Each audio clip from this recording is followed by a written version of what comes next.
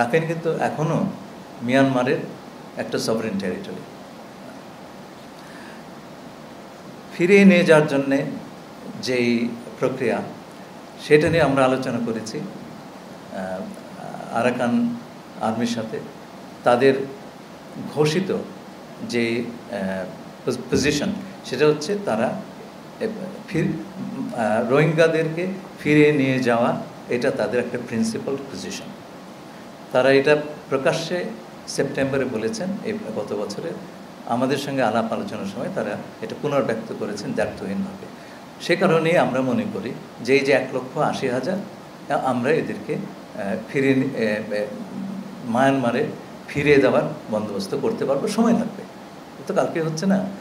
এই যাতে দ্রুততম সময় তারা যেতে পারেন, আমাদের প্রচেষ্টা থাকবে সেটাই। এবং সেজন্য আমরা মায়ানমার কিংবা আরাকানের যে যারা বাস্তবে এখন অথরিটি, আন্তর্জাতিক সংস্থাগুলো এবং আমাদের যারা বন্ধু দেশগুলো আছেন, তাদের সবার সঙ্গে মিলে আমরা এই কাজটি করব।